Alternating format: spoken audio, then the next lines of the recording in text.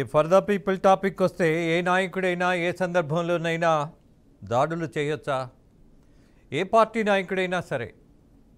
అలాగే బాధ్యత కలిగినటువంటి ప్రజాప్రతినిధులు కనీసం ప్రజాస్వామ్యబద్ధంగా నడుచుకోవాల్సిన అవసరం లేదా? ఈవీఎంలను ధ్వంసం చేసినా వదిలేయాల్సిందేనా? కేసులు పెట్టకూడదా?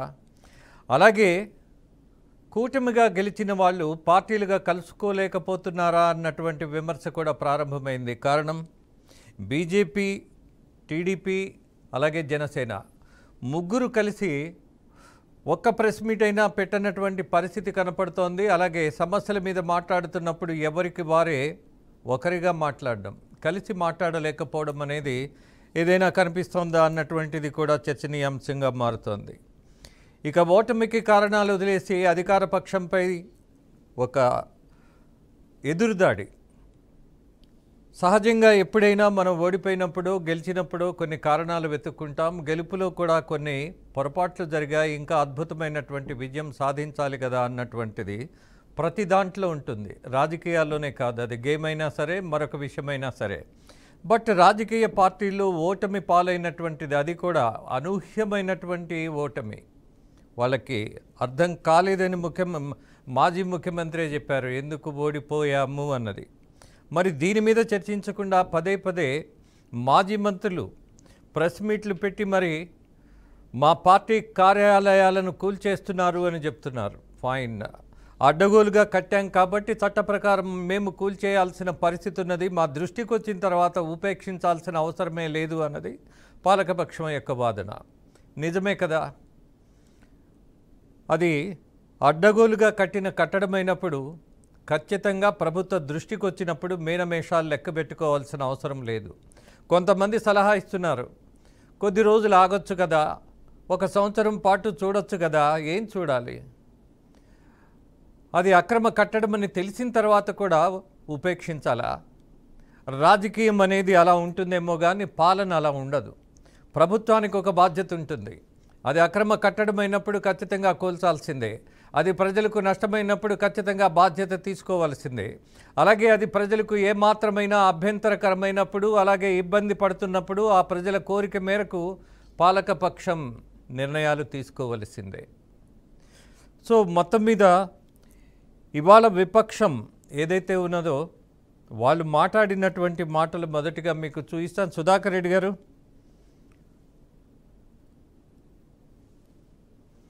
నమస్తే. సుధాకర్ రెడ్డి గారు,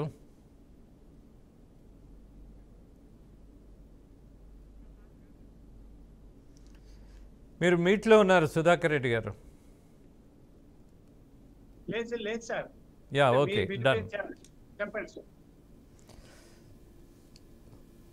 రాజేంద్ర గారు, ఎస్, మాట్లాడమంటున్నారా?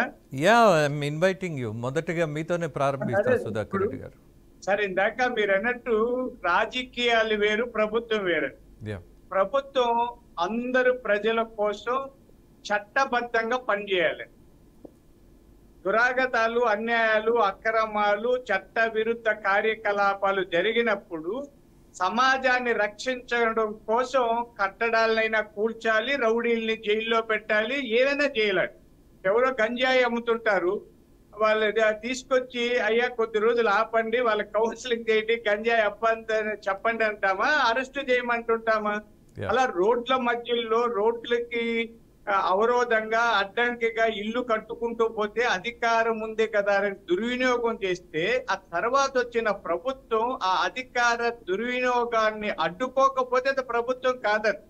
ఈరోజు వైఎస్ఆర్ పార్టీ వాళ్ళు నిర్లక్ష్యంగా చట్ట విరుద్ధంగా ఎక్కడ పడితే అక్కడ కార్యాలయాలు టీడీపీ వాళ్ళు కూడా ఇచ్చారండి. ఇక్కడ అదే వాళ్ళు ప్రశ్నించేది, టీడీపీ కూడా కార్యాలయాలు తీసుకున్నారు కదా, మేము తీసుకుంటే తప్ప అని.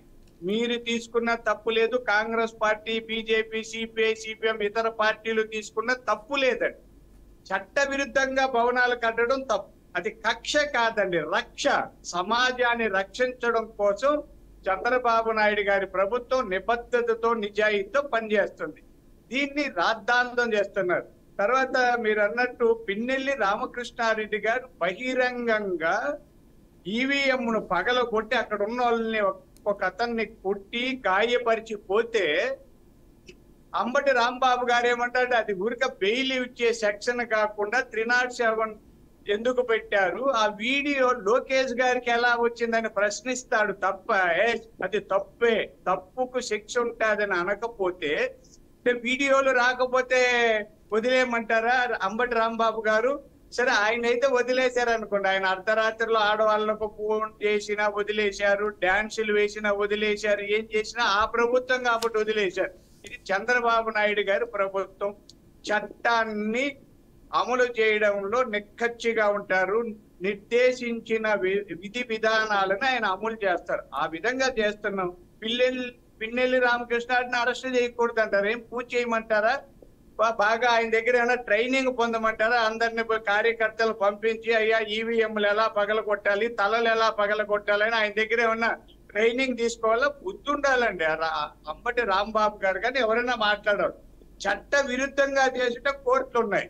ఈరోజు కోర్టుకి వెళ్ళారు, వాళ్ళకు వైఎస్ఆర్ పార్టీ కార్యాలయాలు మీద ప్రభుత్వం ఇచ్చిన నోటీసులను వాళ్ళు స్టే చేయాలని వెళ్ళారు, అది ఇప్పుడు రిజర్వ్ చేశారు. వాళ్ళు ఏ తీర్పు చెప్తారో చూద్దాం, అది వేరు.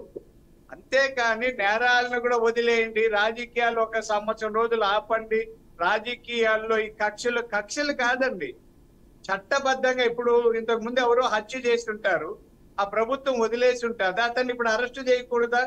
అరెస్ట్ చేయాలి. రోడ్ల మధ్యలో ఇల్లు కడుతున్నారు. ఇప్పుడు మాకు సుధాకర్ రెడ్డి గారు కొంతమంది మాజీ మంత్రులు మాట్లాడుతున్నారు, టీడీపీ కార్యాలయాలు కూడా అనుమతులు లేకుండా కట్టారు, అలాగే విశాఖకు సంబంధించినటువంటి కార్యాలయం 15 సంవత్సరాల తర్వాత అప్రూవల్ తీసుకున్నారు, అలాగే ఇవాళ మంగళగిరిలో ఉన్నటువంటి కేంద్ర కార్యాలయం కూడా ప్రభుత్వ భూమిలో కట్టిందే అన్నటువంటి వాదన కూడా వినిపిస్తున్నారు.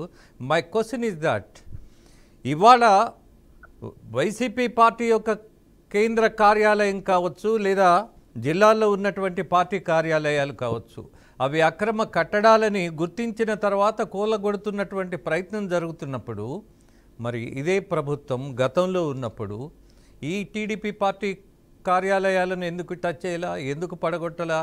అవి అడ్డగోలుగా కట్టుంటే అది కూడా ఒక ప్రశ్నే కదా. అవునండి. ఇప్పుడు ప్రజావేదిక కూల్చేశారు, అదేదో పెద్ద నేరం జరిగినట్టు ఏదో జరిగిందని కూల్చేశారు. అలాగే టీడీపీ కార్యాలయాలు అనుమతులు లేకుండా అక్రమంగా కట్టుంటే 5 ఏళ్ళు ఏం చేశారండి? గుట్టి గుర్రం పళ్ళు తోముతున్నారా జగన్మోహన్ రెడ్డి గారు? ఆయన నిరంతరం కక్ష కార్పణ్యాలు, అవినీతి అక్రమాల గురించి ఆలోచించే వ్యక్తి 5 ఏళ్ళు ఏం చేశారు? కానీ కాలేదండి, ఆయన చాలా చేశారు. కోర్టు రక్షించకపోతే మనుషులను కూడా చంపుకుంటారండి వాళ్ళు. కోర్టులు ఉండడం వల్ల అవి కూడా నిష్పక్షపాతంగా తీర్పులు చెప్పడం వల్ల మేము బతికాం, కానీ లేకపోతే మా పార్టీ కార్యాలయం మీద దాడి చేశారు కదండి, కొట్టారు కదండి. కాబట్టి ఒకవేళ అనుమతులు లేకుండా కట్టుంటే కోర్టుకు వెళ్ళమనండి. ఎవరు వద్దన్నారండి? వాళ్ళకి లాయర్లు ఉన్నారా, లేకపోతే వాళ్ళకి చట్టాలు తెలియవా? ఇప్పుడు ఎవరైనా, ఇప్పుడు నేను ఒక ఇల్లు కట్టుంటానండి అనుమతి లేకుండా ఎక్కడో కట్టుంటే, ఎవరైనా ఎప్పుడైనా దాన్ని ప్రశ్నించవచ్చు, లేదా దానికి పెనాల్టీలు వేయచ్చు. అవసరమా? అది మరీ అడ్డంగా ఉంటే కొట్టేయచ్చు. చాలా జరిగాయి. సుధాకర్ రెడ్డి గారు, మీకు అంబటి రాంబాబు గారి వ్యాఖ్యలు వినిపిస్తా, ఒక్కసారి చూడండి. మొత్తం మా పార్టీ కార్యకలాపాల కోసం రాష్ట్ర వ్యాపితంగా మేము ఆఫీసులు కట్టుకోవాలని నిర్ణయించుకున్నాం. అన్ని చోట్ల చట్టబద్ధంగా, ధర్మంగా, న్యాయంగా స్థలాలను కేటాయించుకున్నాం. ప్రభుత్వం కేటాయించింది. ఇదేం కొత్త కదే, మేము వచ్చిన తర్వాతే జగన్మోహన్ రెడ్డి గారు కేటాయించలేదే. ఇది చంద్రబాబు నాయుడు గారు పెట్టినటువంటి సాంప్రదాయం, చంద్రబాబు నాయుడు గారు ఇచ్చినటువంటి జీవోలు. ఆ జీవోల ప్రకారం, ఆ జీవోలన్నీ కూడా నిన్న నాని గారు చాలా వివరంగా వివరించారు. చంద్రబాబు నాయుడు గారే ఆయన జీవోలు తీసుకొచ్చి ఈ రాష్ట్రంలో అనేక చోట్ల, ఈవెన్ ఎన్టీఆర్ ట్రస్ట్ పేరుతో ఉన్నటువంటి తెలంగాణలో ఉన్నటువంటి బిల్డింగ్ కూడా, ఇవాళ ఇక్కడ తాడేపల్లిలో ఉన్నటువంటి బిల్డింగ్ కూడా, లేదా ఏలూరులోనూ మరొక చోట రాష్ట్ర వ్యాప్తంగా తెలుగుదేశం పార్టీ ఆఫీసులన్నీ కూడా ఇలా మీరు కేటాయించుకుని కట్టుకున్నవే. వాటి మీద మేము ఎప్పుడన్నా పడగొట్టడానికి ప్రయత్నం చేశామా? చేయలేదే. మీరు అధికారంలోకి వచ్చారు, మొత్తం నిర్మాణంలో ఉన్నాయి. మాది కొత్త పార్టీ కదా. మీరంటే 14 సంవత్సరాలు ముఖ్యమంత్రిగా చేశారు. ఎన్టీ రామారావు గారు ఇప్పుడు ప్రారంభించినటువంటి పార్టీ, రాజశేఖర రెడ్డి గారు మరణించిన తర్వాత మేము ప్రారంభించుకున్నటువంటి రాజకీయ పార్టీ దినదిన ప్రవర్ధమానంగా పెరుగుతూ ఉంది. ఒకసారి అధికారం ఉండొచ్చు, ఒకసారి అధికారం పోవచ్చు, ఇప్పుడు ఏదైనా జరగవచ్చు. That is different matter. But బలమైనటువంటి ఒక రాజకీయ శక్తి ఈ రాష్ట్రంలో వైఎస్ఆర్ కాంగ్రెస్ పార్టీ. ఇది కాదని నేను సత్యం, నేను మనవి చేస్తున్నాను. దానికి మేము పార్టీ కార్యకలాపాల కోసం మీరు ఇష్యూ చేసినటువంటి జీవో ప్రకారం, చంద్రబాబు నాయుడు గారు క్రియేట్ చేసినటువంటి జీవో ప్రకారం, చంద్రబాబు నాయుడు గారి ప్రభుత్వం క్రియేట్ చేసినటువంటి జీవో ప్రకారం వాళ్ళు కేటాయించుకున్నారు. ఏ జీవో ప్రకారం అయితేనే ఆ జీవో ప్రకారమే మేము గవర్నమెంట్ భూముల్ని కేటాయించుకొని మేము నిర్మాణాలు చేస్తుంటే ఏం చేస్తున్నారు మీరు? ఇవాళ తాడేపల్లిలో ఉన్న మా బిల్డింగ్ని పాల్గొట్టేశారు.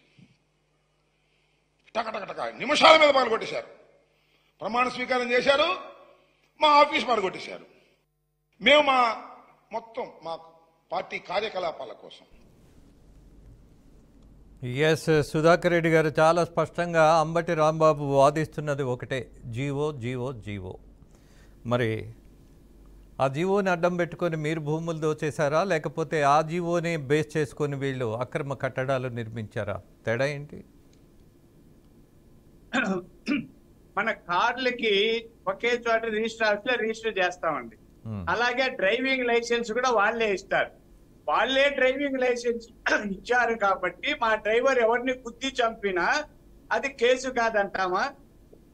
డ్రైవింగ్ లైసెన్స్ ఇచ్చింది మీకు ఇచ్చింది మాకు ఇచ్చింది వాళ్ళే అయినప్పుడు మేము సక్రమంగా కారు నడుపుకుంటే కాదండి. ఎవరినో గుద్దుకుంటూ పోతే ఆ డ్రైవింగ్ లైసెన్స్ ఇచ్చిన వాళ్ళది తప్ప, లేకపోతే ఆ కారు లేదా ఇంకొక వాహనాన్ని రిజిస్టర్ చేసిన వాళ్ళది తప్ప, లేదా కారు మెకానిక్ కార్ను రిపేర్ చేసి ఇస్తే దాంట్లో ఎర్రచందనం తోలొచ్చు, మా కారు రిపేర్ చేసి ఇస్తే దాంట్లో మనుషులు తోలొచ్చు.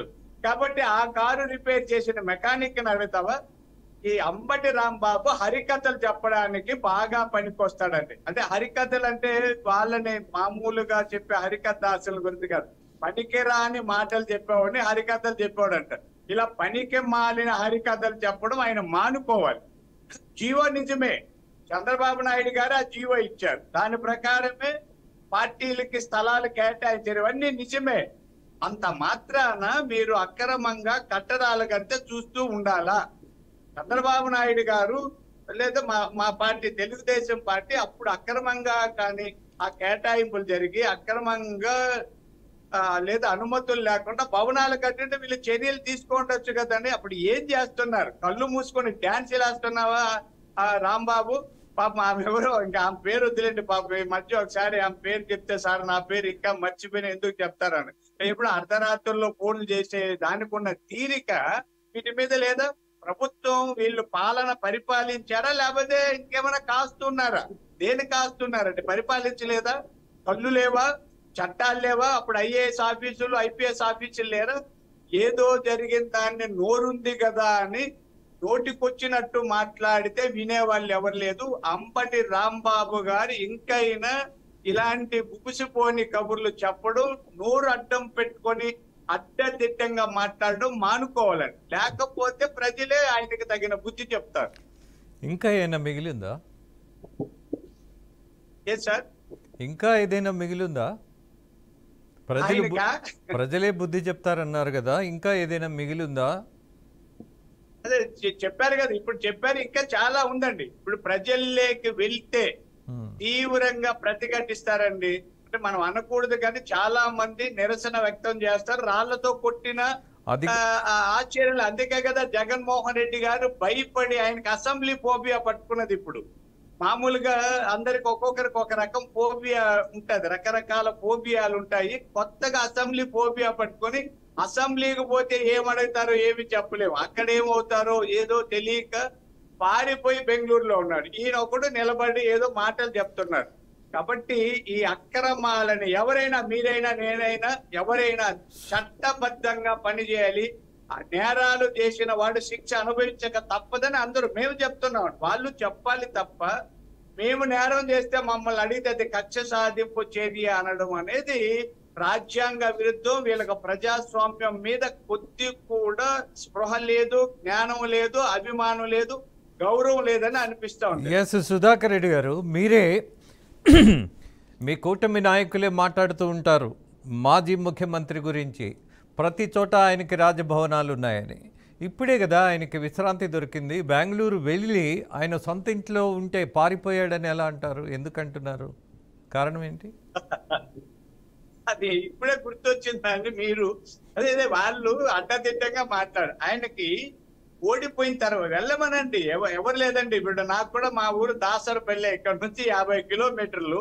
నేను కూడా అప్పుడప్పుడు వెళ్ళి వస్తాను. అలా కాక ఇక్కడ ఏదో నేను ఒక నేరం చేసో దొంగతనం చేసో పోలీసులు తప్పించుకొని మా ఊరికి వెళ్ళి దాక్కుంటే అది దాక్కున్నారు, దాసరపల్లికి పారిపోయారంటారు తప్ప దాసరపల్లిలో జామకాయలు కోసుకోవడానికి వెళ్ళాడు, లేదా ఆయనకున్న అల్లనేరేడు పళ్ళు తినడానికి వెళ్ళాడు ఎవరు చెప్పరండి.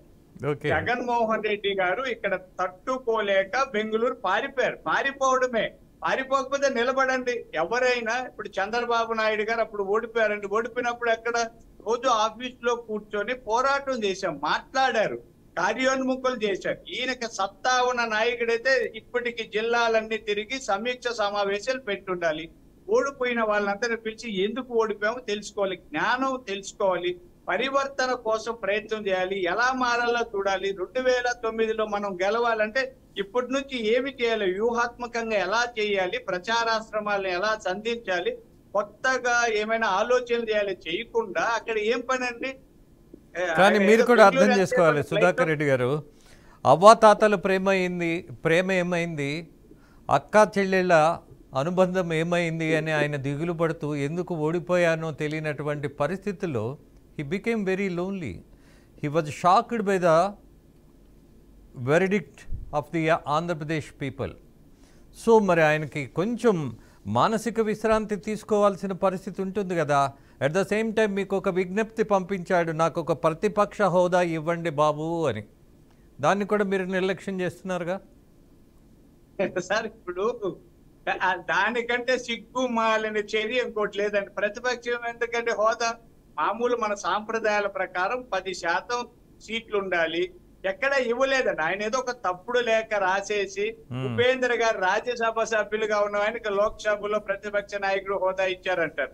పీజేఆర్ అంటే పి జనార్దన్ రెడ్డి గారికి అప్పుడు 94లో 26 సీట్లు వచ్చాయి కాంగ్రెస్ కు. ఆయనకేం ఇవ్వలేదు. ఆయన సిఎల్పి లీడర్ గా అద్భుతంగా మాట్లాడడం వల్ల సిఎల్పి లీడర్ అంటే అది ప్రాచుర్యం పొందింది. ఆయనకి అక్కడేమి ప్రతిపక్ష నాయకుడు హోదా ఇవ్వలేదు. ఇతనికి చేత కాదండి మాట్లాడమనండి, ఎవరు ఆపేస్తారు? జగన్మోహన్ రెడ్డి గారు స్పష్టంగా పద్ధతిగా సమస్యల మీద లేకపోతే ఏదైనా లోపాలు జరిగితే ఎత్తి చూపితే అసెంబ్లీలో మాట్లాడమనండి. అసెంబ్లీలో ఆయనకి సమయం ఇవ్వకపోతే బయట వచ్చి ప్రెస్ మీట్ పెట్టమనండి. తనకు ఒక ఛానల్ ఉంది, పత్రిక ఉంది, కూర్చొని మాట్లాడండి, గంటల తరబడి మాట్లాడండి, పేజీలు కొద్దిగా వార్తలు రాయండి. ఎవరొద్దన్నారు? చేతకాక అక్కడెక్కడికో పారిపోయి నాకు అది లేదేనా పిల్ల చేస్తాండి, నాకు ప్రతిపక్ష హోదా ఉంటే మాట్లాడతాను, లేకపోతే ప్రతిపక్ష హోదా ఎందుకంటే మాట్లాడేవాడికి ఇప్పుడు మనకుంది. ఇప్పుడు ఒకరే మాట్లాడితే కూడా ఆ వాదనలో పటిమ ఉంటే, వాదనలో పరిపక్వత ఉంటే, వాదనలో అంతో ఇంతో సబ్జెక్ట్ ఉంటే ప్రజలు వింటారు. దానికేం అసెంబ్లీలోనే మాట్లాడాల్సిన అవసరం లేదండి. అసెంబ్లీలో ఆయనకు తగిన సమయం రాకపోతే బయట మాట్లాడండి. ఎవరికైనా ఛానల్, ఆయనకు ఒక ఛానల్ ఉంది, లైవ్ పెట్టుకో, బయట వచ్చి రోడ్డు మీద కూర్చొని మాట్లాడచ్చండి. పాత రోజుల్లో లీడర్లు ఎంత నిబద్ధతతో పనిచేశారో మనం ఆలోచించాలని. కమ్యూనిస్టులు అయితే ఎవరు లేకపోయినా ఒకరో ఇద్దరు ఉంటే కూడా ఒక 10 మంది ఉన్న ఊరేగింపు చేస్తారు, 10 మందితో ధర్నా చేస్తారు, 10 మందితో మాట్లాడతారు. తమిళనాడులో అండి ఒక నాయకుడు ఎక్కడో మాట్లాడుతుంటే ఆ వీధంతా మైకులు పెట్టుంటారు. తీరా మనం స్టేజ్ దగ్గరికి పోతే ఆ 4-5 కూడా ఉండడు. కానీ ఆయన మాట్లాడే మాటలు ఆ దాదాపు చాలా దూరం వినిపిస్తాయి. అంటే మన వాయిస్ ని వినిపించాలండి. పాత రోజుల్లో గోళ్ల మీద రాసేవాళ్ళం అండి. మీకు చెప్పాలి, నేను చిన్నప్పుడు చదివాను నీలం సంజీవ్ రెడ్డి గారిని గురించి. అంటే అప్పుడు ఏదో నేను 6వ తరగతిలో ఫస్ట్ ప్రైజ్ ఇస్తే బుక్ ఇచ్చారు కాబట్టి చదివాను. ఆయన ఒకడే ఉన్నాడు. రాయి వెల్లూరు జైల్లో ఉన్నప్పుడు బాత్రూముల్లో, లెట్రిన్లు, ఆ గోళ్ల మీద నీలం సంజీవ్ రెడ్డి, సన్నాఫ్ అని వాళ్ళ ఊరి పేరు రాసేవాడంట. ఎందుకు రాస్తున్నావు, నీకంత పిచ్చి అంటే కాదు, మనకు ప్రచార సాధనాలు లేవు కదా, నేను ఇక్కడ జైల్లో ఉన్నానన్న అడ్రస్ తెలిసి ఎవరొక కార్డు ముక్క రాస్తారు, మనం దేశాన్నంతా కలపడానికి ఉపయోగపడుతుంది. అలాగే రైళ్ల మీద ఏదో చిన్న కరపత్రాలు లాగా రాసి అంటించేవాళ్ళు, ఢిల్లీలో అంటిస్తే అది కేరళ వరకు వెళ్తే అందరూ చదువుకునేవాళ్ళు. అంటే ప్రచార మాధ్యమాలు ఏవీ లేని రోజుల్లో ఉప్పుతో రాసి, ఎర్రమన్నుతో రాసి, గోళ్ల మీద రాసి, కరపత్రాలు వేసి, అంటే పాంప్లెట్ చేతి వేసి, లేదా ఇంకా గోళ్ల మీద రాసి ప్రచారం చేసే రోజుల్లోనే పోరాటం చేస్తే ఈ రోజు ఎక్కడ నుంచి కూర్చొని ప్రపంచాన్నంతా మనం ముందుకు తెచ్చుకోగలిగిన, అంటే అరచేతిలో ప్రపంచాన్ని దాచుకోగలిగిన టెక్నాలజీ ఉన్న సమయంలో నాకు మాట్లాడేదానికి అవకాశం లేదు, నాకు ప్రతిపక్ష హోదా లేదంటే సాకులు వెతకడం తప్ప అర్థం లేదని. జగన్మోహన్ రెడ్డి గారు పిరికివాడు, మొండివాడు. చాలా మంది అనుకుంటుంటారు ధైర్యవంతుడు కాదు. ధైర్యానికి మొండివాడికి తేడా ఏమంటే, ధైర్యవంతుడికి చైతన్యం ఉంటుందని, చురుకుదనం ఉంటుంది, జాగ్రత్త ఉంటది. మొండివాడికి ఆ మూడు ఉండవు. దూరింది వాడు ఎందుకు దూరుతారో తెలియదు. గుడ్డెద్దు చేలో పడినట్టు దూరేవాడిని మొండివాడు అంటాం. అంటే అతను మొండివాడు. ఆ మొండితనాన్ని వీళ్ళు ధైర్యం అనుకుంటున్నారు. ఆ మొండితనంలోనే పిరికితనం ఉంది. పిరికితనం కాబట్టి అతను చూడండి, ఆ ముఖ కవలికలు, కళ్ళు ఇలా చూడటం, అవన్నీ చూస్తే యాంగ్జైటీ న్యూరోసిస్ బాగా ఉన్న వ్యక్తుల్లాగా కనిపిస్తాడు. యాంగ్జైటీ న్యూరోసిస్ అంటే భయము, ఆందోళన, ఒత్తిడి అన్ని కలిపి నర్వస్ గా ఫీల్ అవుతాడు. ఇలా చూడటం, ఆ చూపులు ఇలా నవ్వడం, చూడు, ఇవన్నీ. కాబట్టి జగన్మోహన్ రెడ్డి గారు ముందు ఎట్లా మరి అక్కడ హాస్పిటల్ బాగున్నాయి చూపించుకొని, బెంగళూరులో మీరు అన్నట్టు విశ్రాంతి కాదు, ఎవరైనా వైద్యం చేసుకొని కొంత కౌన్సిలింగ్ తీసుకొని, అక్కడ యోగా థెరపిస్టులు కూడా యోగా గీగా నేర్చుకొని, కావాలంటే ఒక 40 రోజులు అన్ని ట్రైనింగ్ తీసుకొని వచ్చి పోరాడమనండి. ఎవరండి వద్దంటాం? ప్రతిపక్షం బాగుండాలని కోరుకుంటున్నారు చంద్రబాబు నాయుడు గారు. ఆయన కదా రాజశేఖర రెడ్డి గారు కూడా చంద్రబాబు నాయుడు గారిని చాలా గౌరవించేవాళ్ళండి, ఫ్రెండ్లీగా చూసేవాళ్ళు. ప్రతిపక్ష నాయకులు ఎవరు, ఆ జైపాల్ రెడ్డి గారు, బాబుల్ రెడ్డి గారిని అయితే నేదురుమల్లి జనార్దన్ రెడ్డి గారు అయిపోయినాక బాగా అలా భుజం తట్టి మాట్లాడేవాడంట, బాగా మాట్లాడే వెంకయ్య.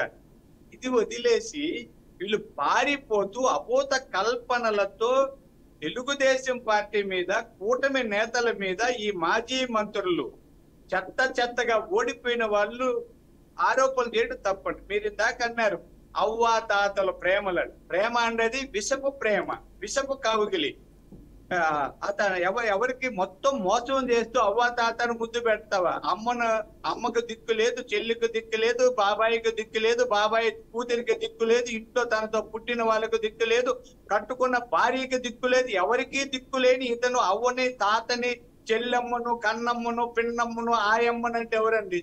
ఆయన చెప్తుంటారు మన రాజశేఖర రెడ్డి గారే, అమ్మకు అన్నం పెట్టలేని వాడు పెన్నమ్మకు వడ్డానం చేయించానంటాడు. అట్లాంటి వాళ్ళు అని చాలా మంది తిట్టాడు. అవన్నీ కూడా రాజశేఖర రెడ్డి గారు ఏం చెప్పారు అవన్నీ జగన్మోహన్ రెడ్డి గారు కొట్టిస్తారు. ముగుడిని కొట్టి మొగసాలకి ఎక్కినట్టు ఆయన చెప్పే సామెతలని. అంటే మా ముగుడిని ఇంట్లో కొట్టి బయట వచ్చి మొగుడు తప్పన్నాడు. అట్లా అంబటి రాంబాబు వాళ్ళంతా ఇదే పని.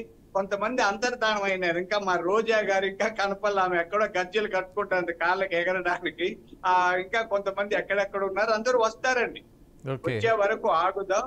నిబద్ధతతో న్యాయంగా మాట్లాడడం నేర్చుకుంటే ప్రజలు వాళ్ళకి గౌరవం ఉంటుంది. 40% ఓట్లు వచ్చే కాదనో, 40% లాస్ట్ టైం చంద్రబాబు నాయుడు గారికి 40% వచ్చే మీరు గౌరవించారు. ఎన్ని తప్పుడు కేసులు, ఎన్ని హింసలు, ఎన్నండి చాలా చేశారు. కాబట్టి దేవుడు సరైన శిక్ష విధించారు, ఫలితాన్ని అనుభవించక తప్పదండి. ఎస్ సుధాకర్ రెడ్డి గారు, ఫ్లోలో ఒక మాట మరి మీరు తెలుసన్నారో లేక పొరపాటునన్నారో నాకు అర్థం కాలేదు. భార్యకు కూడా దిక్కు లేదు అన్నారు. భార్యకి చాలా ఇంపార్టెన్స్ ఇస్తాడు జగన్మోహన్ రెడ్డి. సార్ చాలా మంచి మాట అడిగారు. భార్య భర్తల అనుబంధం.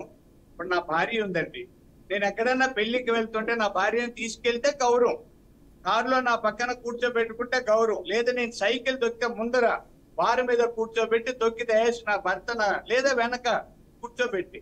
తిరుమల కొండ దర్శనానికి వచ్చినప్పుడు భార్యను ఎప్పుడైనా వెంట పెట్టుకొచ్చింది? ఈ 5 ఏళ్లలో ఒక్క దాఖలా ఉంటే చెప్పండి.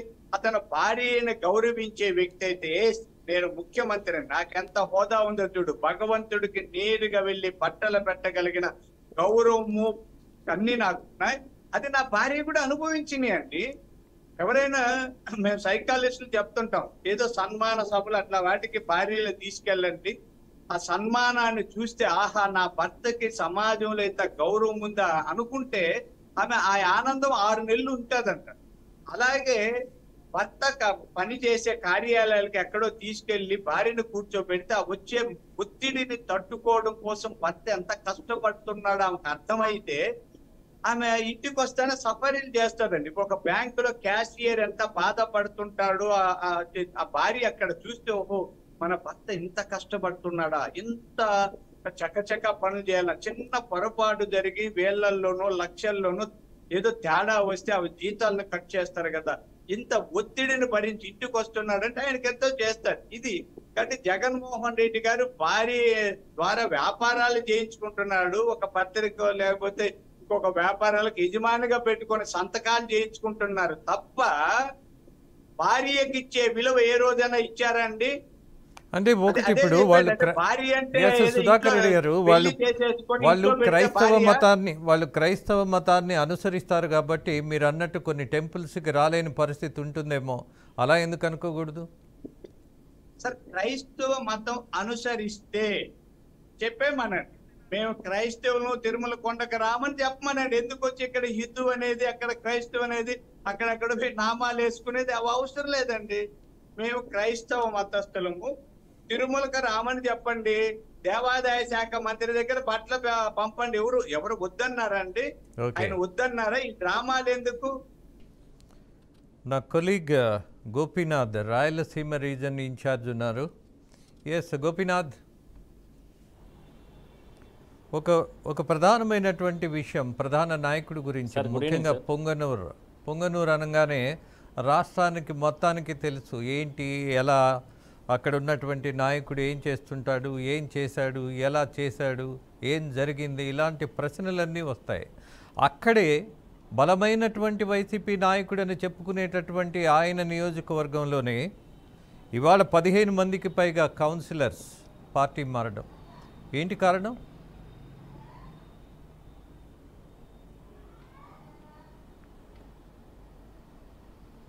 సార్, ప్రధానంగా మీరు అన్నట్టు పొంగునూరు నియోజకవర్గానికి సంబంధించి అంటే ఆయన పెద్దిరెడ్డి రామచంద్రారెడ్డి గారు అంటే ఎమ్మెల్యేగా ఈసారి కూడా గెలవడం జరిగింది. చాలాసార్లు కూడా ఆయన ఎమ్మెల్యేగా గెలుస్తూ వస్తున్నారు. అయితే ఆయన ఎమ్మెల్యేగా పొంగునూరుకి అయినప్పటికీ కూడా రాయలసీమ అంతా కూడా ఆయన ప్రభావం ఎక్కువగా చూపిస్తారు వైసీపీలో. అప్పట్లో కాంగ్రెస్, దాని తర్వాత వైసీపీ.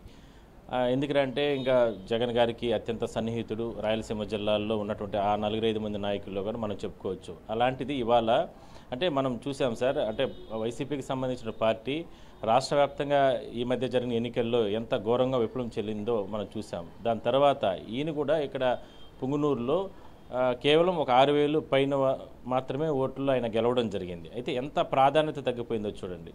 అంటే అందువల్లనే పార్టీ పరంగా అంటే ఆయన పూర్తి స్థాయిలో గతంలో ఇక్కడ ఏదైతే నియోజకవర్గానికి సంబంధించి ఎటువంటి కార్యక్రమాల్లో ప్రజలకు సంబంధించి కార్యక్రమాల్లో పెద్దగా చేయలేదనేటువంటి దీంతోనే ఇవాళ దాదాపుగా 15 మంది వరకు కూడా కౌన్సిలర్లు, మున్సిపల్ చైర్మన్తో పాటు కౌన్సిలర్లు అందరూ కూడా తెలుగుదేశం పార్టీలకు రావడం జరిగింది.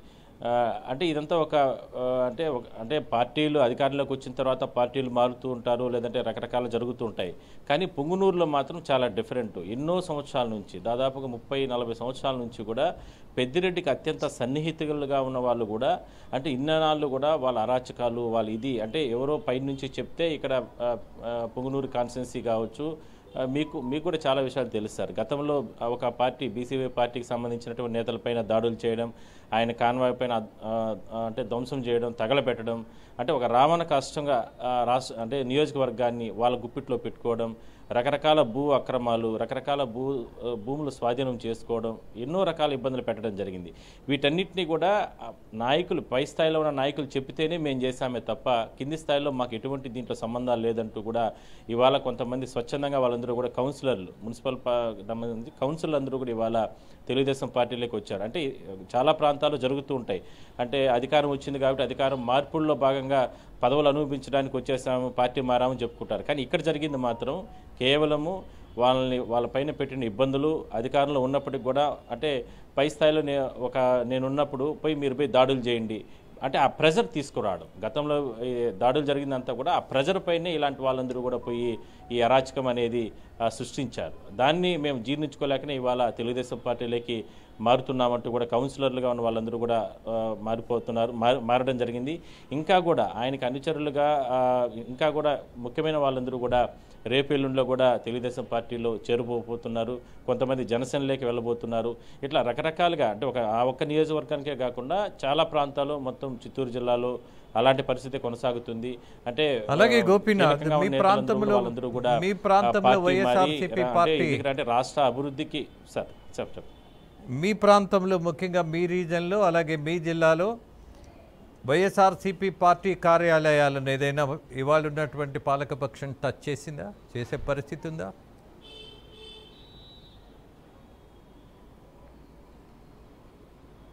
ఖచ్చితంగా సార్. అంటే రేణుగుంట అంటే తిరుపతి అంతర్జాతీయ విమానాశ్రయం రేణుగుంట దగ్గర దాదాపు 2 ఎకరాలు అంటే చాలా డిస్టెన్స్ తక్కువ రేణుగుంట విమానాశ్రయానికి. అక్కడ చుట్టుపక్కల కూడా చాలా ప్రైవేట్ కంపెనీస్ అన్నీ ఉన్నాయి. ఆ కంపెనీస్ మధ్య అంటే నిబంధనల ప్రకారము ఆ కంపెనీస్ మధ్య ఎక్కడా కూడా కన్స్ట్రక్షన్స్ అనేది ఇవ్వరు. అంటే ఎవరైనా నివాసాలు చేసుకోవాలన్నా లేదంటే పేదలకు ఇవ్వాలన్నా లేదంటే ప్రభుత్వ కార్యాలయాలు కూడా కట్టుకోకూడదు కంపెనీస్ ఉండే చుట్టుపక్కల ప్రాంతాల్లో. కానీ ఆ చుట్టుపక్కల ప్రాంతాల్లో మధ్యలో ఎవరికి తెలియకుండా 2 ఎకరాల భూమిని కేటాయించారు. అది చెప్తే ఎలా ఉందిరా అంటే మేము వెళ్ళాము, అక్కడికి చూసాము, మనం కూడా బీఆర్కే న్యూస్లో లైవ్లు ఇచ్చాం, అక్కడ స్థానికులతో మాట్లాడించే ప్రయత్నం చేసాం, ఇవన్నీ కూడా చేయడం జరిగింది. మరో చంద్రగిరి కోటలాగా ఉంది. అంటే మనం ఎప్పుడో చూసాం రాజుల కాలంలో, ఇప్పటి వరకు కూడా ఈ జిల్లాలో అయితే చంద్రగిరి కోట అంటేనే అందరికీ తెలుసు. దాని తర్వాత వైసీపీకి సంబంధించిన కోట రేణుగుంట దగ్గర కట్టారా అనేది ఇప్పుడు అందరూ కూడా చెప్పుకుంటున్నారు. అంటే ఈ స్థాయిలో ప్రజాధనాన్ని ఈ స్థాయిలో అంటే దోపిడీ చేయడం, లేదంటే వేల ఎకరాలు కనీసం 1 సెంటు 1.5 సెంటు పేదలకు ఇస్తేనే ఇవాళ గతంలో మనం చూసి ఎన్నో చోట్ల మొత్తం కూడా అంటే వాళ్ళు ఇల్లు కట్టుకున్నా కూడా బుల్డోజర్లు తీసుకొని వచ్చి ధ్వంసం చేసినట్టు పరిస్థితి, స్వాధీనం చేసుకున్నారు. అప్పట్లో 2019లో అధికారంలోకి వచ్చిన తర్వాత వీళ్ళు తెలుగుదేశం సానుభూతి పరులు అంటే అక్కడ పేదలు అనేది ఎక్కడ చూడట్లా, వీళ్ళు తెలుగుదేశం సానుభూతి పరులు, పేదలకు తెలుగుదేశం అంటే కూల్చేసిన తర్వాత అట్లా అంటగట్టడం, ఇలాంటివన్నీ కరెక్ట్ కాదు. అలాంటిది చేశారు గతంలో.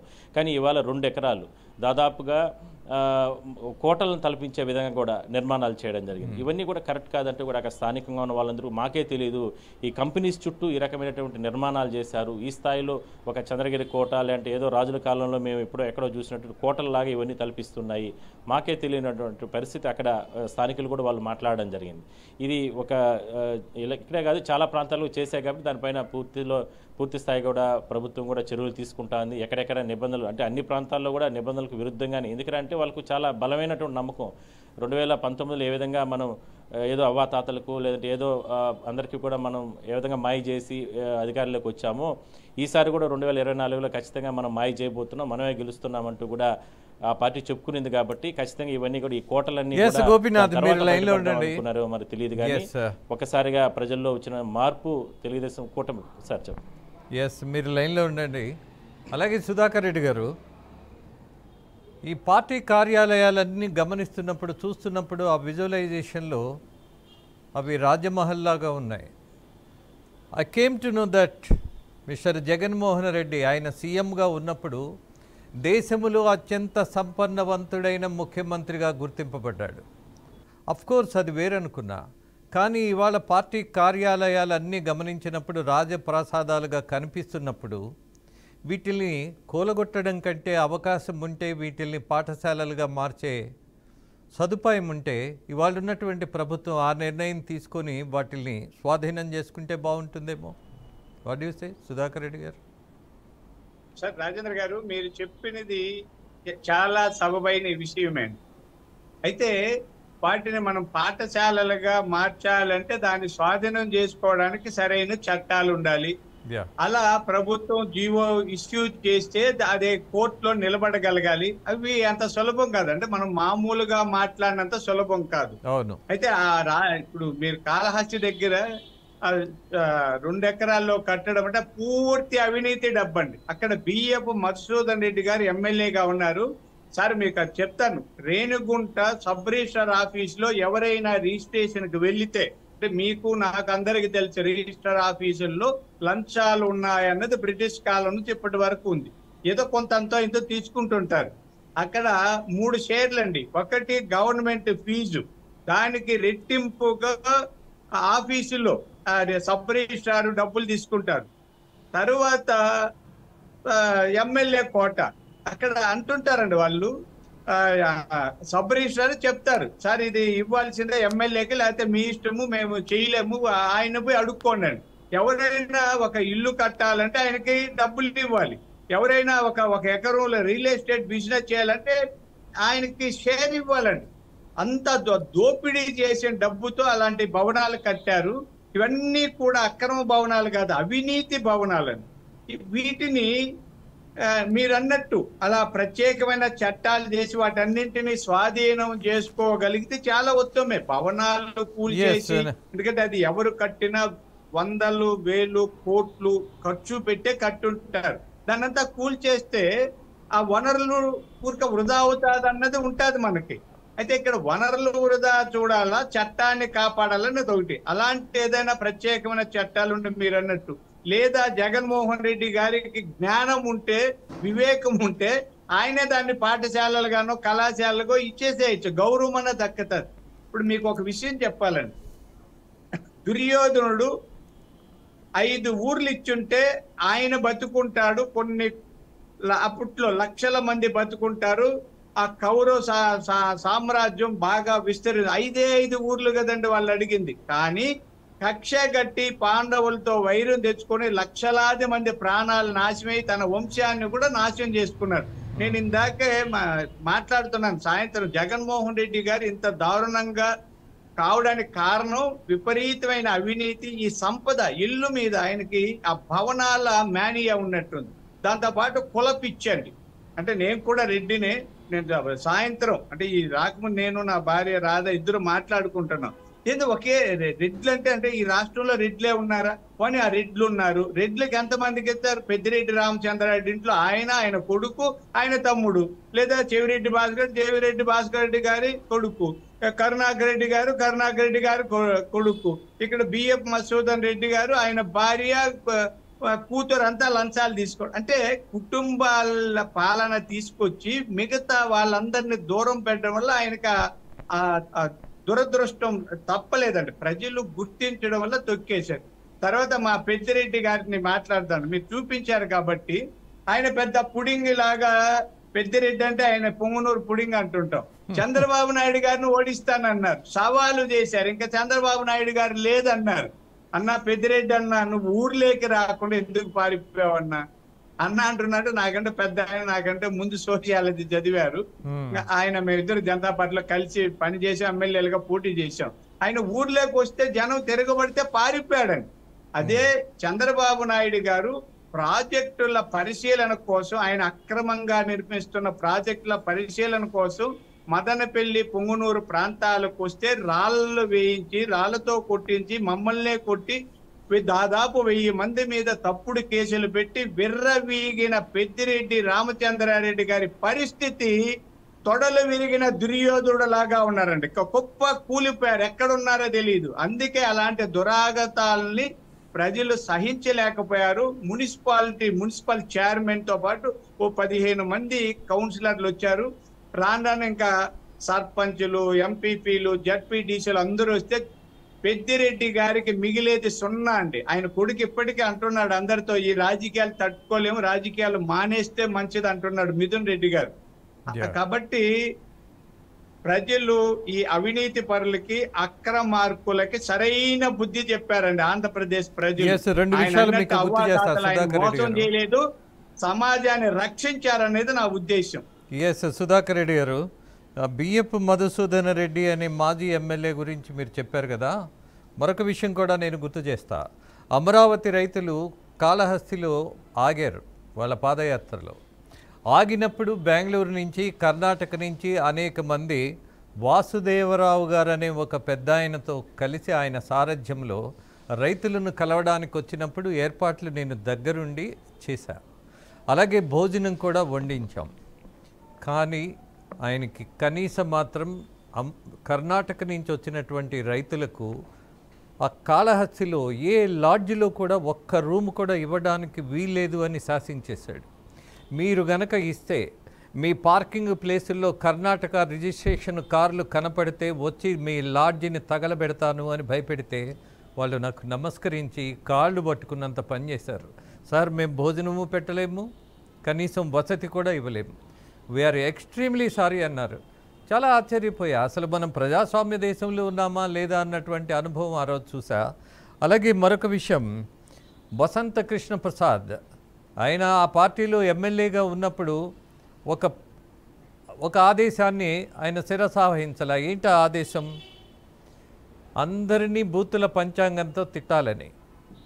పవన్ కళ్యాణ్ని, చంద్రబాబు నాయుడు గారిని, అలాగే వాళ్ళ సతీమణుల్ని, అందరినీ కుటుంబాలను కూడా రోడ్డు మీదకి లాగమని ఆ సలహా ఇచ్చినందుకు, ఆయన వ్యతిరేకించినందుకు ఆయన్ని చాలా తక్కువ చేసి మాట్లాడారు. కోర్స్ మరి ఇలాంటి రాజకీయాలు చూస్తున్నప్పుడు ఆశ్చర్యం అనిపిస్తుంది. ఇక మరొక విషయం, గోపీనాథ్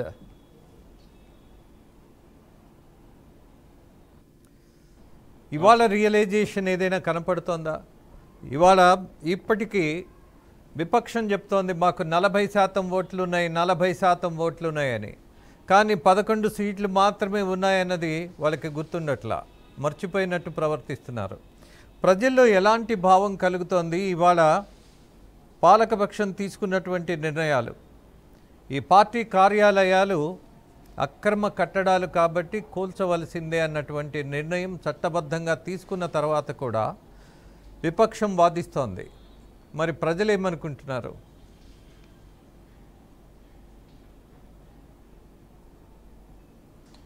సార్ మీరు అడిగిన దాంట్లో మొదటగా అంటే మనము అంటే ఆయన కొత్త ప్రభుత్వం ఏర్పాటైంది, తెలుగుదేశం పార్టీ అధికారంలోకి వచ్చిన తర్వాత జగన్మోహన్ రెడ్డి గారు ఒకానొక సందర్భంలో మాట్లాడుతూ అవ్వాతాతలకు కావచ్చు, లేదంటే అక్క చెల్లెమ్మలకి, లేదంటే వేసినటువంటి డబ్బు, లేదంటే పింఛన్లు ఇవన్నీ కూడా ఏమైపోయినాయి అంటూ కూడా ఆయన చాలా ఆవేశంగా అంటే బాధతో కూడా మాట్లాడారు. ఇవన్నీ కూడా ప్రజలు గమనించారు. దాని తర్వాత మళ్ళీ ఒకటి సందర్భాల్లో కూడా మాజీ ఎమ్మెల్యేలు, లేదంటే మాజీ మంత్రులు ఇట్లా వాళ్ళందరూ కూడా సమీక్ష సమావేశాల్లో కూడా అంటే పార్టీ పరంగా చేసుకున్న కార్యక్రమాల్లో కూడా ఆయన చాలా ఆవేదనతో మాట్లాడారు. త్వరలోనే మనం ఇవన్నీ మనం ఛేదిస్తాం, ఖచ్చితంగా మనం ప్రజల్లోకి వెళ్దాం, ప్రజల్లోనే మనకు 40% ఓటు బ్యాంక్ అనేది మనకు వచ్చింది కాబట్టి ఖచ్చితంగా మనం అతి త్వరలోనే మనం ప్రజల్లోకి వెళ్ళబోతున్నామంటూ కూడా ఆయన సంకేతాలు ఇచ్చారు. మరి ఇవాళ బెంగళూరుకి వెళ్ళిపోయారు. ఇదే ఇప్పుడు రాష్ట్ర వ్యాప్తంగా చర్చించుకుంటున్నారు సార్. ఎందుకు ఇంత అధికారం గతంలో ఇచ్చి 151 సీట్లు ఇచ్చి ఇవాళ పార్టీ ఓడిపోయిన తర్వాత కూడా ప్రజల్లో ఉండి ఇక్కడి నుంచి ఏదైనా సరే ఆయన యాక్టివిటీస్ చేయబోతారు, త్వరలోనే చేయబోతున్నారు అని కూడా అందరూ చర్చించుకుంటున్నారో ఒకసారిగా బెంగళూరు ప్యాలెస్కి వెళ్ళిపోవాల్సిన అవసరం ఏంటి వచ్చింది అనేది ఇప్పుడు వాళ్ళ పార్టీలో ఉన్న వాళ్ళకు కూడా తెలియడం లేదు. వాళ్ళు కూడా అంతర్మదలు ఎందుకు మనల్ని అందరినీ ఈ విధంగా వదిలిపెట్టేసి మొత్తం కూడా ఆయన బెంగళూరులో పోయి షిఫ్ట్ అయిపోయి అక్కడ ఎందుకు మరి వస్తారా రారా అనేటువంటి ఒక చర్చ అనేది నడుస్తుంది. ఇక మీరు అన్నట్టు కార్యాలయాలకు సంబంధించి అంటే రాష్ట్ర వ్యాప్తంగా జరిగిన కార్యాలయాలకు సంబంధించి చాలామంది ప్రజల్లో ఉన్నటువంటి వాళ్ళ అభిప్రాయం ఏరా అంటే ఇది అక్రమం, లేదంటే రకరకాల అంటే అధికారాన్ని అడ్డు పెట్టుకుని భూములు స్వాధీనం చేసుకుని కేటాయింపులు చేసుకుని రాజప్రసాదాల్లాగా అంటే రాజకోటల్లాగా నిర్మాణాలు చేసుకున్నారు. దీన్ని ఎక్కడా కూడా కూల్చివేయకుండా ప్రజా ప్రయోజనాలకు సంబంధించే ఒక ఎంఆర్ఓ ఆఫీస్ అంటే ఎందుకంటే ఇవన్నీ కూడా కొన్ని జనావాసాలకు దూరంగా ఉన్నటువంటి ప్రాంతాలను కొన్ని నిర్మాణాలు చేశారు సార్. వాటన్నిటినీ కూడా ఒక ఎంఆర్ఓను, ఒక సబ్ కలెక్టరు, లేదంటే ఇట్లా ప్రభుత్వ కార్యాలయాలకు సంబంధించి ఒక తహసీల్దార్ ఆఫీసులో, లేదంటే మీరు అన్నట్టు అంటే బడులకు సంబంధించి కావచ్చు, పిల్లలు అంటే వీటికి సంబంధించి, లేదంటే మంత్రులు, లేదంటే వీళ్ళందరికీ కూడా సమీక్షలు సమావేశాలు ఏదైనా సరే వాటన్నిటినీ కూడా స్వాధీనం చేసుకుని ప్రభుత్వ కార్యాలయాలకు కానీ వాడుకుంటే బాగుంటుంది. ఎందుకంటే మనం రాష్ట్రం విడిపోయిన తర్వాత ఎక్కడా కూడా అంటే చాలా వరకు కూడా అంటే ఫైనాన్షియల్ ఇప్పుడు ఉదాహరణకు తిరుపతిలో ఎస్పీ కార్యాలయం నిర్మాణం చేసుకోవాల్సిన అవసరం ఉంది. ఇట్లా కొన్ని డివైడ్ అయిన తర్వాత ఎందుకంటే అప్పట్లో చిత్తూరు ఎస్పీ కార్యాలయం ఉంది, దాని తర్వాత తిరుపతి డివైడ్ అయిన తర్వాత తిరుపతిలో ఎస్పీ కార్యాలయం ఇంకా కూడా లోటు ఉంది. అలాంటి ఇప్పుడు కలెక్టర్ ఆఫీసు తిరుమల టీటీడీకి సంబంధించినటువంటి ఆ భవనాన్ని తీసుకొని కలెక్టర్ కార్యాలయాలు నడుస్తున్నాయి. ఇట్లా రూరల్ ప్రాంతాల్లో చాలా ప్రాంతాల్లో ఇలాంటివి ఇబ్బందులు ఉన్నాయి. వాటన్నిటికన్నా ఏదైనా ఏర్పాటు చేసుకుంటే అంటే అక్కడ ఏం అవసరం ఉందో ఆ రకంగా వాటిని ఉపయోగించుకుంటే బాగుంటుంది అనేటువంటి ఒక అభిప్రాయం అయితే ప్రజల్లో ఉంది. మరి అది ప్రభుత్వ నిర్ణయం, మరి అది ఏ విధంగా ముందుకెళ్తుందో ఇందాక ఆయన సార్ చెప్తూ కూడా అది ఎందుకంటే జీవో విడుదల చేయాలి, దాని తర్వాత కోర్టులు ఇవన్నీ కూడా నడుస్తాయి కాబట్టి అది ప్రభుత్వ పరంగా వెళ్ళే అవకాశం అయితే. కానీ ప్రజల్లో ఉన్నటువంటి పల్సేరా అంటే ఆ రకంగానే ముందుకెళ్తున్నారు సార్. మొత్తం మీద అంటే దీన్ని బట్టి మనం చూస్తే మొత్తం మీద రాబోయే రోజుల్లో జగన్మోహన్ రెడ్డి గారు సార్. ఎస్ సుధాకర్ రెడ్డి గారు, చివరిగా ఒక్క ప్రశ్న వేస్తాను. ప్రభుత్వం, గత ప్రభుత్వం తాకట్టు పెట్టినటువంటి ఆస్తులు లేవు. అప్పు దొరికితే చాలు అన్నటువంటి ఆ ప్రయత్నం, ఎక్కడ అప్పు దొరికినా ఎలా దొరికినా సరే అప్పు మాత్రమే మా లక్ష్యం అన్నట్టు ప్రవర్తించారు అన్నటువంటి విమర్శ ఉన్నది, కొంత వాస్తవం కూడా ఉంది. There is no doubt about that. But నాకు అనిపిస్తున్నది, ముఖ్యమంత్రిగా ఆయన ఈ దేశంలోనే అత్యంత సంపన్నవంతుడు అన్నటువంటిది ఒక సత్యమైతే, ఈ పార్టీ కూడా అత్యంత సంపన్నవంతమైన పార్టీగా కూడా కనిపిస్తోంది. బట్ బికాజ్ పార్టీ కార్యాలయాలు చూసినప్పుడు. సుధాకర్ రెడ్డి గారు. సరే, అవునండి. ఇప్పుడు జగన్మోహన్ రెడ్డి గారికి సామాజిక స్పృహ లేదండి. ఆయనకి విపరీతమైన స్వార్థం తప్ప ఇంకేమీ లేదు. అంటే మనం పూర్వం నుంచి రాజరికాల నుంచి చూస్తుంటాం, ఒక్కొక్కరికి ఒక విధమైన ఏది యావ ఉంటుందండి. దాన్నే మేనియా అంటుంటాం. సంపద మీద లేదా ఇంకొక దాని మీద. కొంతమంది ఆ రోజుల్లో రాజులు ఒక 100 మంది 50 మందిని మహిళలు పెళ్లి చేసుకోవాలి, వాళ్ళు కాదు. ఇంకొకరికి భూములు విపరీతంగా రాజ్యాన్ని విస్తరించాలి. ఒక్కొక్కరికి ఒక విధమైన ఆ మేనియా ఉందండి. ఆ ఉన్మాదమే, అది ఉన్మాదం కాక. ఎందుకంటే ప్రజాస్వామ్యంలో ప్రజల కోసం పనిచేయాలి తప్ప తన సంపదను పెంచుకోవడం కోసం రాజకీయాలకు రాకూడదు. వ్యాపారాలు చేసుకోమనండి. ఇప్పుడు టాటా బిర్లాలు వీళ్ళ, లేకపోతే ఇంకా పెద్ద రిలయన్స్ వాళ్ళు ఎన్ని వేల కోట్లున్నా ఎవరైనా మనం అడుగుతున్నామండి. వాళ్ళు ఎంత విస్తరించినా సమాజానికి ఉపయోగపడుతుంది, వాళ్ళు సంపన్నులు అవుతున్నారు, సంపాదించుకుంటున్నారు. జగన్మోహన్ రెడ్డి గారిని వ్యాపారం చేసుకోమండి ఎవరు అడగం. రాజకీయాలను అడ్డు పెట్టుకుని అక్రమంగా వ్యాపారాలు చేస్తూ సారాయి బ్రాండీలు అన్ని దొంగవి, ఎర్రచందనం అమ్ముకొని, ఇసుక అమ్ముకొని, ఎర్రమన్ను అమ్ముకొని, గ్రానైట్స్ రాళ్ళు అమ్ముకొని, చెత్త అమ్ముకొని, ఇన్ని ద్రోహాలు చేసి ఆయన ఏం చేయాలో అర్థం కావడం లేదు. కానీ ఇప్పటికైనా ప్రజలు బుద్ధి చెప్పారు. ఆయన ప్యాలెస్ కు పారిపోయారు, పెద్దిరెడ్డి గారు ఎక్కడికి పారిపోయారు అర్థం కావడం లేదు. వెతకుతున్నాం. నేను ఎప్పుడో చెప్పానండి, మీకు గుర్తుంటుంది, రాజేంద్ర గారు TV5 లో 4 ఏళ్ల క్రితం, పెద్దిరెడ్డి నువ్వేం పెద్ద పుడింగి కాదు, మేము కూడా కొట్టగలం, మేము కత్తులతో పొడిస్తే కత్తులు దిగవనుకుంటున్నావా పెద్దిరెడ్డి అన్నా, నువ్వు ఒకడే మనగాడివా, నువ్వు పొడిస్తే దిగుతాదా అని ఆ రోజు చెప్పాను. 4 ఏళ్ల క్రితం చెప్పాను. అది ఈ రోజు నిజమైందండి పెద్దిరెడ్డి గారికి. కానీ లేదా మీకు గుర్తుంటారు, సమాజాన్ని అంచేయాలనుకుని ఇప్పుడు అనుభవిస్తున్నారండి. సుధాకర్ రెడ్డి గారు, మీరు సైకాలజిస్ట్గా కాకుండానే మీరు ప్రిడిక్షన్స్ కూడా చెప్పగలరని నిరూపించుకున్నారు. ఫైన్ సార్, ప్రిడిక్షన్ ఏం కాదండి, సామాజిక స్పృహ ఉంటే దాన్నే అంటాను. ఎలా అదే సామాజిక స్పృహ సార్. సైకాలజీ అంటే మాస్ సైకాలజీ ఒకటి అనుకోండి. ఇప్పుడు ఎవరు చెప్పినా చాలా స్పీడ్ గా మోటార్ సైకిల్ పోయిన సాధారణంగా వీడు ఆడో. సరే, మరొక విషయం అడుగుతా చివరిగా, జనం కోసం మాత్రమే. ఆ పొంగనూరులోనే ఒక పార్టీ పెట్టి స్థాపించి ఆ పార్టీని మొత్తం రాష్ట్రం అంతా మేము క్యాండిడేట్స్ని అభ్యర్థులను నిలబెట్టబోతున్నాము అని నేను బీసీ నాయకుడిని చెప్పినటువంటి రామచంద్ర యాదవ్, ఐ థింక్ ఏంటి అది, దాన్ని ఎలా తీసుకోవాలి? ఓట్లు చీల్చారంటారా? అంటే మీకు చెప్తా, నేను పొంగనూరు నియోజకవర్గానికి పొంగనూరు నియోజకవర్గానికి పరిశీలకులుగా పనిచేశాను. మా వాళ్ళు కొంతమంది ఆ రామచంద్ర యాదవ్ గురించి అడిగితే, మీరు కావాలంటే నేను రాసిచ్చిన రిపోర్ట్ ఉందండి. 2 ఏళ్ల క్రితం మా పార్టీకి నేను రాసిచ్చిన రిపోర్ట్ ఏమంటే, రామచంద్ర యాదవ్ సొంతంగా పోటీ చేస్తే 5,000 ఓట్ల కంటే మించి వచ్చే ప్రశ్నే లేదు. పవన్ కళ్యాణ్ గారితో కలిసి పోటీ చేయడం వల్ల అప్పుడు 16,000 ఓట్లు వచ్చాయని నేను చెప్పానండి. అతనికి ఏం లేదండి, అతనంతా మామూలుగా ఉడాలంటాం, ఉడాల మాటలతో అతను ఎక్కడో అక్రమ సంపాదన ఆడుందో తెలియదు. కానీ అతను ఒక విధంగా రామచంద్రారెడ్డి గెలుపుకు దోహదపడ్డాడండి. అది కూడా నేను మా పార్టీకి చెప్పాను. ఆయన బీసీ ఓట్లను చీల్చి రామచంద్రారెడ్డి గారిని గెలిపించాలన్న ఉద్దేశంతో పనిచేస్తున్నాడు.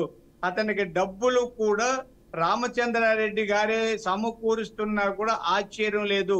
కొట్టుకున్నట్టు నటిస్తున్నారు. కొట్టినట్టుండాలి, తిన్నట్టుండాలి, చెయ్యాలి. దాన్ని ఒక డ్రామా ప్లే చేశారండి. ఈ రోజు ఆయన 4,500 ఓట్లు చీల్చారు. ఈ పెద్దిరెడ్డి గారు 6,000 ఓట్లతో గెలిచారు. ఆ 4,500 ఓట్లు ఆయన చీల్చకపోతే ఇంకొద్ది మేము గెలిచే అవకాశం ఉంది. నేనైతే చల్లా రామకృష్ణారెడ్డి గారు గెలుస్తారని, మీరు ఇందాక ప్రిడిక్షన్ అన్నట్టు నేను అన్నా, పేరు మారుతుంది ఈసారి, ఏదో ఒక రామచంద్రారెడ్డి అని, పెద్దిరెడ్డి రామచంద్రారెడ్డి చల్లా రామచంద్రారెడ్డి ఎమ్మెల్యే అవుతాడని నేను చాలా ఛాలెంజ్ చేశాను. దురదృష్టవశాత్తు ఎక్కడో చిన్న లోపం జరిగి ఓడిపోయాడు. ఎస్ సుధాకర్ రెడ్డి గారు, ఇంకా గుర్తున్నది. ఎస్, ఇది ఫర్ ద పీపుల్ కార్యక్రమం. పాల్గొన్న సుధాకర్ రెడ్డి గారు ధన్యవాదాలు. అలాగే నా కొలీగ్ గోపీనాథ్ కూడా. ఎనీహౌ, ముగిస్తూ మీ రాజేంద్ర, నమస్తే.